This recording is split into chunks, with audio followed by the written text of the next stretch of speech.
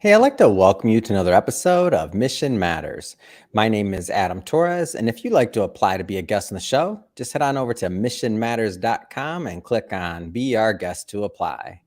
All right, so today is a very special episode. We are bringing back Robert Wolf, who I'm proud to announce is an author in our recently released Business Leaders book. And let me tell you, we're, as I said, welcoming Robert back onto the show. We've had Bob on a couple times. Every time I learn something new. I hope our audience does as well. And we just get further and further down the line of strategy and what makes sense for people out there. So great to have, first off, Bob, great to have you back on the show.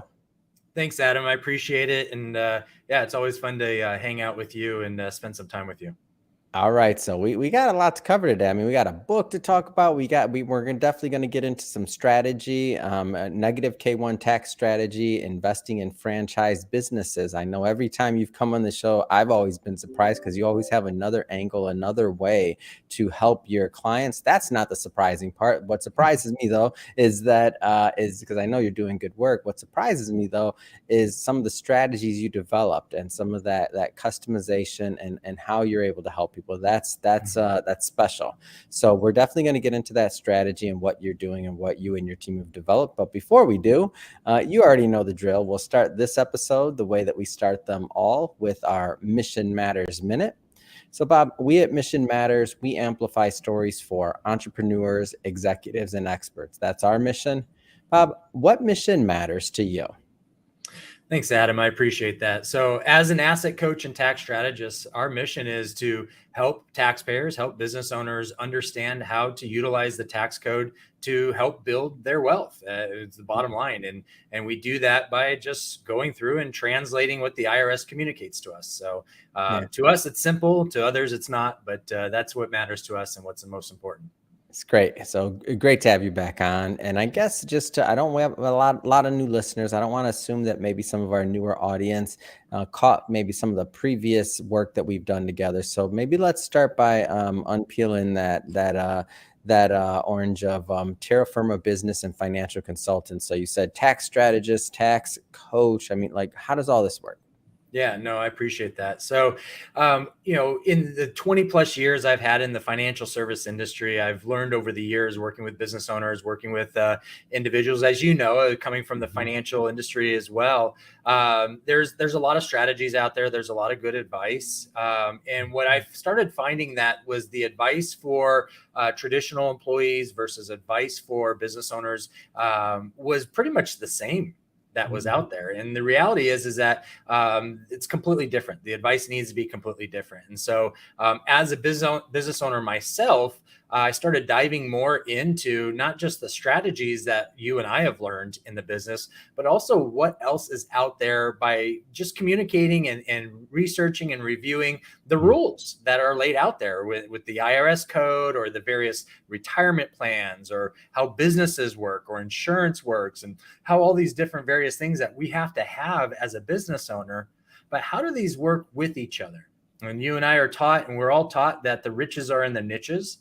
And so we try to focus on a specific type of area of business and be an expert in that business. And I found that the opposite was true, that when you go to a bookstore, those exist still. But remember back when we had bookstores, we would go to the business or investing section and they'd have all these books and you'd go pick up a book and you'd go read it. And great. Now what? How do I implement that knowledge and that information?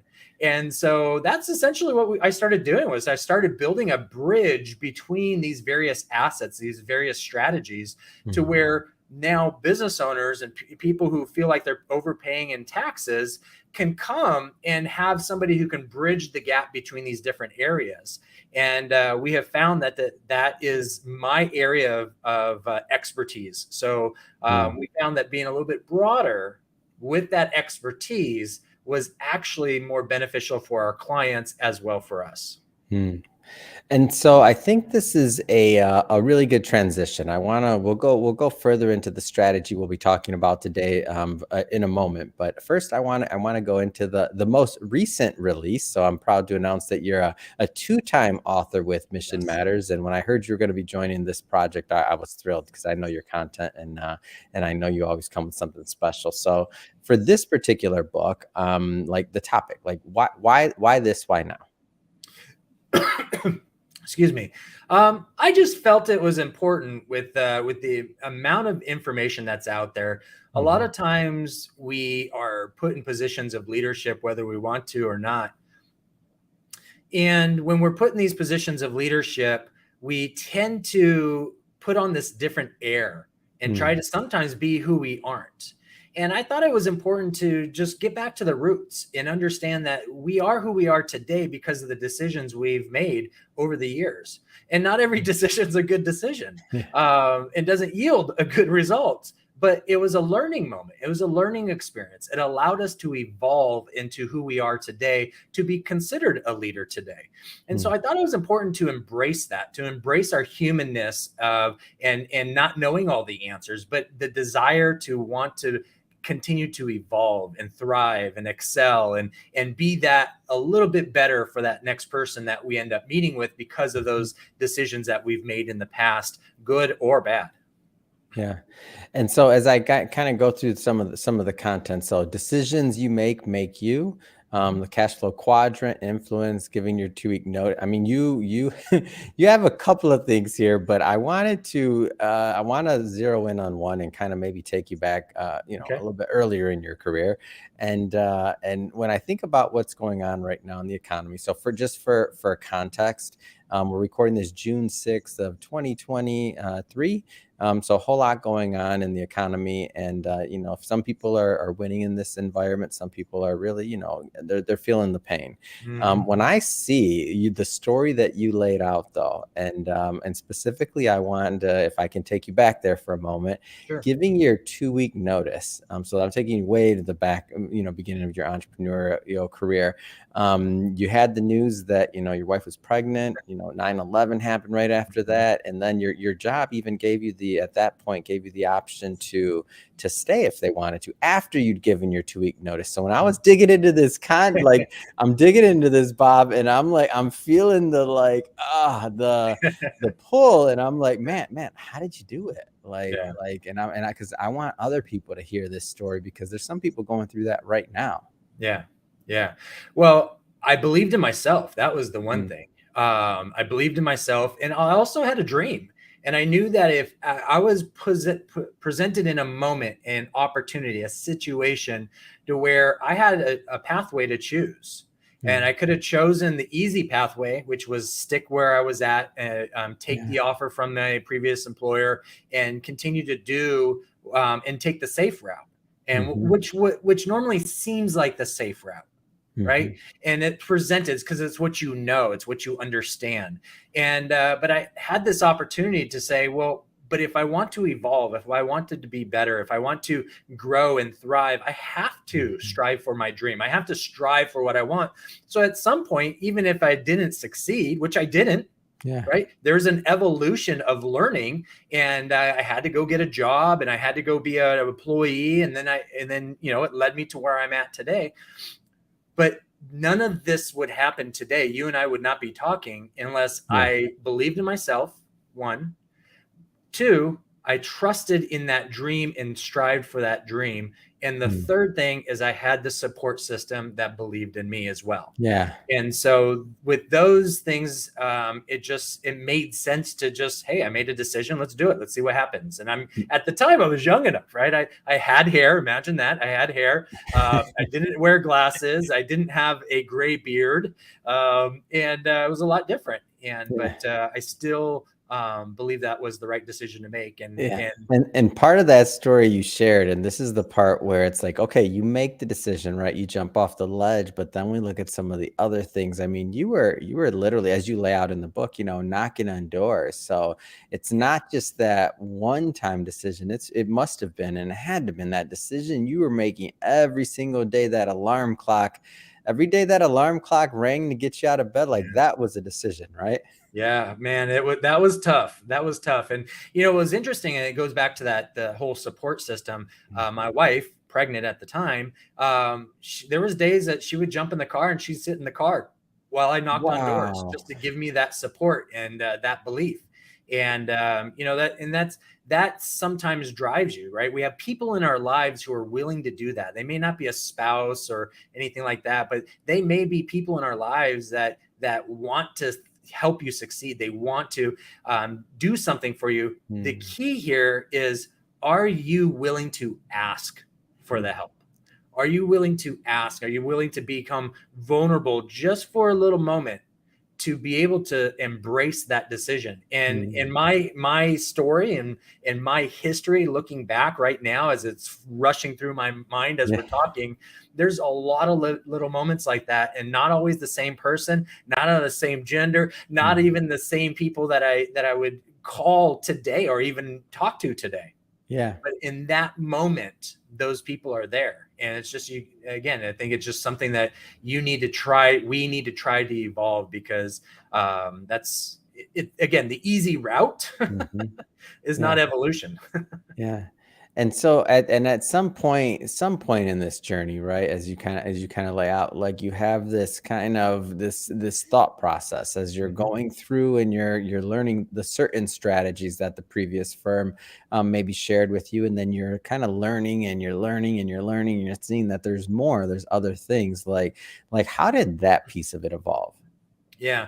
So that's a good question. And so I think for me, I always wanted to be productive. I wanted to Mm. always provide a solution.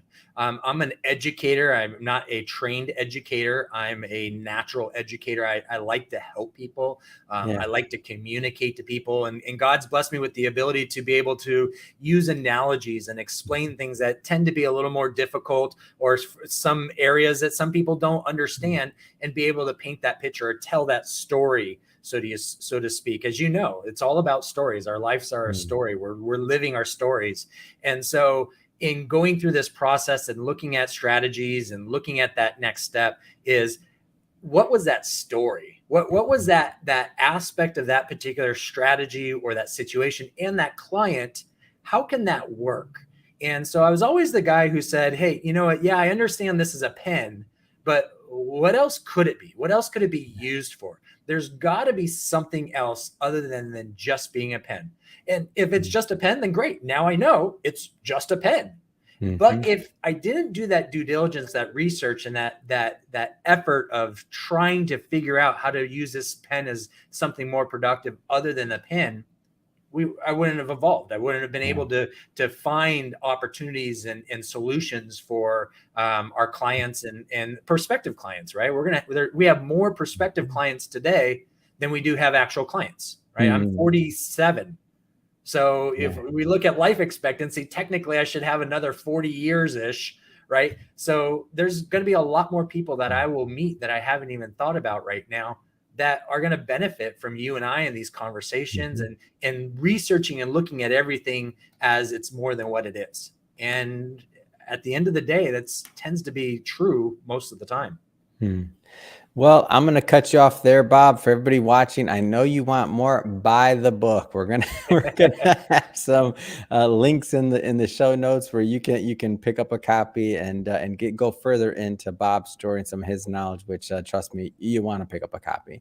But transitioning today, Bob, I do want to go into this strategy. I say new strategy because it's new to me. It's not a new strategy or not. There's no alchemy. There's nothing that Right. you've done other than exactly what you said you do, and which I respect, which is you go to the code, you see where there's something that you can do to add value to your clients' lives, and then you apply it, right? So Right. again, I like to kind of set the table that way when I say new strategy. It's new to me.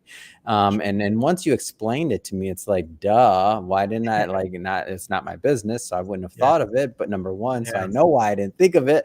But I think a lot of people that listen to this are going to benefit from this. So I guess, like, how do you want to set the stage on this? Like negative K1 strategy, real estate versus businesses. How do you want to set the table? Sure. Well, I guess let's just dive into it and kind of talk about the evolution of how we got here. And I think the first thing in the way we got here was real estate, right? A lot of people love investing in real estate, and it's a big bigger now than it was before, if you can even imagine that. But there's a lot of groups out there touting real estate from a tax strategy. And really, real estate is a tax strategy if you're a real estate professional. It's a tax strategy if it's designed correctly and appropriately. And a lot of times, real estate gives you the benefits because of something called cost segregation. It's an accounting feature. And so, also in traditional business, you have the same thing called depreciation. That's what cost segregation is. It's an acceleration of depreciation. Well, the government, the Congress, has laid out certain rules and laws within the IRS code to allow businesses to do the same. And so there's times where they'll have something called a bonus depreciation, where you can accelerate the depreciation of equipment and material. And so with that accounting, those things in business, you're allowed to do. Now, in a service business like you and I, right? What do we get to depreciate? Our furniture. Okay, now what? Right? Yeah. There isn't anything, but there's a lot of businesses that require more capital, more equipment, more machinery, so to speak. And that's where those rules, those accounting rules and the IRS guidelines on those allow those types of businesses to thrive from that perspective. So when looking at that, Adam, I sat there and I said, okay, now one thing, I don't have an accounting degree. It's again, one of those things where you just grab, you start researching Google. Geez, I don't know where we would be without Google search, right? Definitely not as smart as we are as a society, or maybe you can make an argument that we're not smart even, but that's a different conversation. And so as I started going through that evolution and looking at it and say, okay, so if I am a business owner right now and I get the benefits of the tax code as a business owner, and I have all my expenses coming out of my business that pays for my business, my personal lifestyle and all that kind of stuff. What if I had a second business? In that second business, I was able to cash flow, and I can actually share my expenses from my first business to my second business. What would happen to my margins? They would go up because I'm sharing the expenses. So let's say I needed $10,000 a month of income to survive. And I have two businesses. Technically, if I was able to take 5,000 out of each of those, then that leaves 5,000 in each of those as cash flow to build that business. So I can use that money to grow. So as I started going through that process, Adam, I was looking at traditional investing, like we were taught when we first get in the financial world, and stocks, bonds, mutual funds, ETFs, whatever you want to call it, real estate as well. Then why can't I do this as a business? Now, what kind of business? That was the other thing. Is, well, shoot, I have a business and I have started my business from scratch. And man, I don't have the time, energy, or the ability to start a whole nother business from scratch. So guess what's out there? Franchises. The recipe's been written already, right? And so franchises are such a huge industry now, and there's such a hand up, not a handout, but a hand up to people who want to get into business, giving them the opportunity of a process, of procedures, do this, this, and this, and you should yield the same result as these other locations that have done the same, right? Sure, you may like salt, so you can put a little more salt in that recipe, or maybe you have a sweet tooth and you want to add a little more sugar, right? You can add your personality into this recipe, but the reality is that I don't have to figure things out. Now, not every franchise is a food franchise. There are tax franchises. There's financial franchises. There's loan franchises. There's franchises for every business model. And each of those brands have whatever they offer as a product and or service. So if I'm looking at a tax strategy and I'm looking at the tax code and I'm trying to figure out how can I get money invested in a business and I have cash flow, but I can use accounting to be able to keep that cash flow, but reduce the taxes on that cash flow from being profit to where now it's taxable. And so if I can use accounting to offset that, then that means that what could be taxable income now is essentially tax-free because of accounting. And so I've started looking for that. And so my first go around, to be honest with you, I had no idea where to start. Yeah. Let's go find something. So I started off with the heating and air conditioning business. Why? Recession proof, right? That's the first thing you always think. Yep. At the time, I lived in Southern California, and so we all love our cool house. Air conditioning. Oh yeah. Right. The air conditioning, the heating in the winter, and so I thought it was recession proof. Well, then guess what happened? We had COVID. We had the pandemic. We had supply chain issues. We had human capital issues, right? People didn't want to work. And so when you're in an area that all of a sudden you couldn't get equipment and then you couldn't get licensed people, then all of a sudden your business is worth what? Yep. Right. And so that was my first issue. And so then I said, okay, I got to find something that's recession proof, supply chain proof. Oh man. And capital proof, right? Yep. And so that's when I started looking at franchises and finding those franchises where I could buy equipment, but it wasn't, like air conditioning equipment where it was equipment that was more accessible. If I couldn't buy equipment, could I rent that equipment? Because I still had a business to run. I still had revenue. I'm going to still have clients that needed servicing. And so that's what I ended up doing, was finding a business model that I needed equipment. I didn't need somebody licensed or very well educated at that to be able to do that business. And so that was a model that made a lot of sense for me. And so how do you scale that model? Well, you have one or two options to do. One, go to the bank or SBA to get money, self-fund it, or other people's money.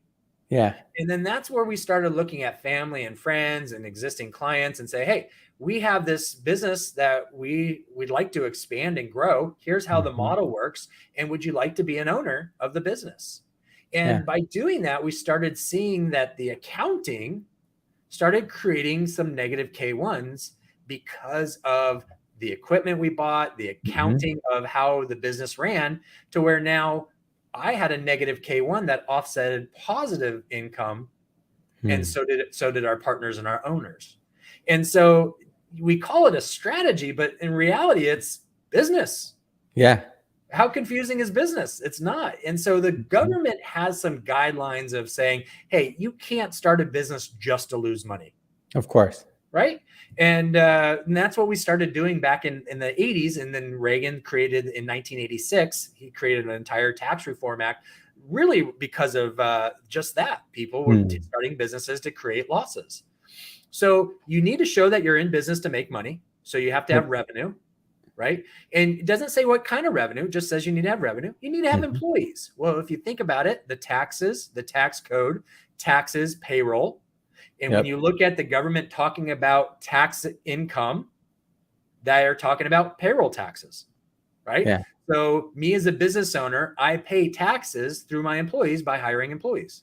So they give us accounting opportunities to reduce our expenses, our taxes, so we have more cash flow as business owners. We have more cash flow as business owners. What do we do with that? Invest it back in the business, equipment, employees. And so that's just called business. And so that's essentially what we did. We just started doing that. And when you look at the hotel industry, this was kind of the baseline of what we started building our model off of. The hotel industry, most of the hotel brands don't own the building. Investors own the building, and they franchise or license the brand, Marriott, Hyatt, Hilton, whoever, to run that building. And so that's essentially what we do, is we run the business for our clients, for our investors. We bring them on as advisors, right? There's all these different guidelines and rules we got to bring them on as, and so we're all benefiting from this. But essentially, that in a nutshell, in 10 minutes, that's what we've started doing, was building this model out, just using regular business rules, using regular accounting rules, and it yields a benefit that we want. Yeah. And so what type of franchises did you end up going towards? Like, I know you said the first one was heating and cooling. Are you still in that space, or just in general? What kind of franchises did you start going towards?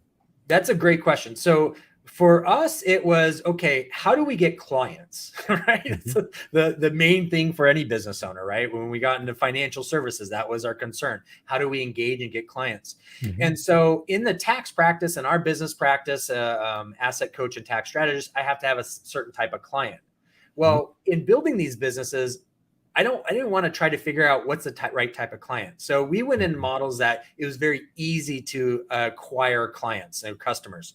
And Mhm. so we're in the water restoration industry for one of our businesses, Mm. because everybody that has running water is a potential client. And then if they don't have running water, but they're affected by Mother Nature, they're a potential client, Mm. right? So everybody's a potential client. And so we looked at that. Now I'm in the North Texas area, so Mhm. we have severe weather, we have rain, we have freezes, we have humidity, we have heat, right? Mhm. We have it all. And Mhm. so it's a good model for us because it allows us to have cash flow throughout the year, depending on what's going on in the weather, in the cycle of our year. And so Mm. that was one business. Another business is we wanted to try to create somewhat related. So it's still in the home service business industry. Mhm. And so we went in, one of our other businesses is in the roofing business. Mhm. And then our last one is we work with cattle broker, and we have clients invest in buying cattle. Wow. And because of the supply and the demand, and I won't go into the details of Mhm. it, but at the end of the day, Can you get any more Texas just for 1 second, please? Shout out to Texas. I love I Texas. left my cowboy hat at home. I was gonna wear it just for effect. I'm like, man, I don't know That's what. what I'm talking about. Go ahead. I just had to say Yeah, no. Well, it. and it goes back to the story in the book, right? The Mm. decisions we make affect us and make us who we are. Yeah. And so we have to embrace these decisions and dive into these decisions, but not only to see how they affect me, but how Mm. do they affect my environment? And that includes the people that are around us. And Mm. so 3 years ago, it was me and two employees. And today we're pushing 30 to 35 employees in all of our organizations. Yeah. And so it's continuing to expand and grow. And, Mm. it's been very exciting, but Adam, nothing sexy. It's just business. And we just figured out a way to make it accessible Mhm. to more people to be in business without having to dive into it and Yeah. change their entire world to be part of a business. Yeah. No, it's great. And for you to be able to add that type of value and give people options, like a lot of times people don't have options, and they end up going down some paths that maybe cost them, and they Yeah. maybe aren't so good, and it's hard to recover too after Yes. enough dips, enough age creeps in. Those Yeah. recoveries are shorter and or take longer, Yeah. and maybe you don't get to where you wanted to be ultimately. And you remember that when it came to Yeah. retirement planning, when it came to kind of planning somebody's different phases of their life and how they'd spend it and everything Yep. else. Yep. So you creating these, you say it's just business. I say it's a lot of opportunity that many people wouldn't have otherwise. Yeah. So speaking of opportunity, like how do people work with your firm in general? Like what's the model? Yeah. So, because of certain rules and regulations that are Mhm. out there, we felt it made more sense, rather than creating this transaction relationship like a lot of advisors and Mhm. insurance and even tax professionals are. We wanted to create more of a subscription, more of a consultative approach. So, we created a membership, Terra Firma membership. It is a monthly investment of $250 a month, so it's Mhm. not doesn't break the bank. It's just something that gets them in the door, and they get these various lists of services: tax Mhm. planning, tax prep, financial planning, insurance planning, income planning, right? All these different aspects of planning that bridge the gap from tax, financial, and insurance, all under Mhm. one roof. And then once we've done an assessment, know your client, right? Know your Yep. customer, the rules that we need to have, and we understand their assets. That's the asset Mhm. coach part of the asset coach and tax strategist. Once we understand their assets, their existing assets, and how those assets can be used, because Mhm. when you think, most people have assets that they made decisions previously on. Yeah. And you and I were taught to how to meet with people and say all the bad things or the wrong things, or how to change these assets into something new, so it Mhm. creates a transaction or a compensation for myself. And I'm not saying that's what happens with every situation, but Mhm. at the heart of it, that's essentially what we're doing. And so Mhm. these assets are still valuable assets. It just means we've evolved and changed. So any new assets or the plan needs to incorporate old and new. And so that's what our planning process as a member does, is kind of figures out that assessment. What's your situation look like? What are your goals today, tomorrow, and later on? And when you do retire, what kind of income do you want? How much do you have a pension plan? Does your wife have, or your husband have a W-2 and you have a business? And how do we look at all these things? And we look at it from a tax perspective. And that's where tax strategist comes from, with the asset coach and tax strategist. And so we're trying to bridge the gap of all these various things. And so as a member, we get to have these dialogues, and sure, at certain parts, there is a transaction for whatever that asset or whatever that part of the strategy is. But the client now understands the evolution of why that's important. And they can always say no, not a problem. It just means, just like when you go driving and there's a roadblock or a detour, just got to go a different direction. We're not going the most efficient direction. Not a big deal. Let's just do a detour. We're still going to get to the end result. Just going to take a little bit longer. Not a big deal. Yeah. No, I think it's great. And I like the model from the standpoint of, you're not like, people don't have to pay a bunch up front. They don't have to and then also you're in the game together. So correct me if I'm wrong, like, as you develop new strategies, because this isn't the last strategy you're coming up with. I just already know. I mean, you've got years and years of already doing this. And as you know, rules and laws and things change, like, you're an opportunist. You're going to be working for your whole company, obviously all your clients, and also yourself as an investor and as a strategist. Like, a lot of these things that you've did in the early days, and even now, I mean, you're benefiting from too. So it's like, it's in your best interest. And as your team grows, there's more eyes, more strategists, more people as well, that are just going to keep coming up with more solutions. Again, not making up anything outside of, what's supposed to be done. But, when we think about the tax rules that are out there, we're talking, thousands of pages. Yes. So for you to be creative within the rules and confines of those thousands of pages is completely on the table. No, it's and that's true. And I appreciate you saying that. It's it's interesting because the rules, a lot of people say rules are there to break them. Yeah. But when you think about rules, they give you guidelines. You think about it as a kid. Your parents said you can do this, you can't do this. And we felt more comfortable when we knew what we can do. But just look at Mother Nature. A river thrives because of the banks, right? And if a river didn't have banks, the water would spread and would dissipate. And if it didn't have a good flow, it would no longer be a lake or a pond or whatever. Right. So the river banks, those rules give direction to where the water should flow the most. And farmers know this the best, because then they create canals, right? They direct water. And that's what we are. And that's what rules do. The tax code, the rules and regulations that are out there for whatever industry you're in, they're there to give you guidance.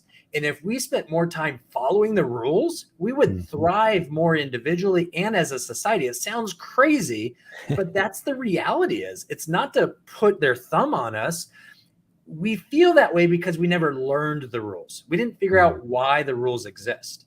But when you think about it from a sports analogy, if you were to go play chess or even checkers, and you sat down at the table with somebody who knew how to play checkers, what's your rate of success at that? Yeah. Right? You're going to get killed. But the moment you learn the rules, then you know how to strategize and organize. Right? And we see it in sports every year. A new quarterback comes out, like Patrick Mahomes, killed the league. Yeah. What happened year 2? He was still good, but not as effective because the defensive coordinators were able to strategize. Yep. And that meant offense coordinators had to strategize. That is life. And so rather than, me looking at it and say, how can I skirt the rules? Wow, how can I just use the rules to my advantage? And it's been very beneficial for us. I don't know how else to say that. Yeah. Well, Bob, as always, really appreciate you coming back on the show and sharing new advice, new tips, new knowledge with our audience and myself. I learn every single time we talk, as I'm sure our audience does when they listen. That being said, if somebody's watching this or listening to this and they want to learn more about Terra Firma, what's the best way for them to connect with you and your team? Quickest and easiest way is just email us at support@terrafirmaconsultantsllc.com. I mean, that's the quickest. I would give you more information and where other areas, but that will be the quickest way to get a hold of us. And it goes to the person sitting right outside my office. So I will get the information and just say, mention Mission Matters and Adam in the interview, and we'll set a time and chat about what your situation is. We have an entire process that we take people through and see if it's a good fit for either party. Yeah, that's great. And we'll put all that information in the show notes, of course, so that Great. our audience can head right on over. And speaking of the audience, if this is your first time with Mission Matters or engaging in an episode, we're all about bringing on business owners, entrepreneurs, and executives and having them share their mission, the reason behind their mission, why they do what they do, and what we can all learn from that so that we grow together. If that's the type of content that sounds interesting or fun or exciting to you, we welcome you. Hit that subscribe button. We have many more mission-based individuals coming up on the line, and we don't want you to miss a thing. And Bob, again, thank you so much for all you do. I'm so thrilled to be out here promoting this second book you have with us. And man, appreciate all the work you're doing for your clients too. So thanks again for coming back on. Thanks again, Adam. It was fun.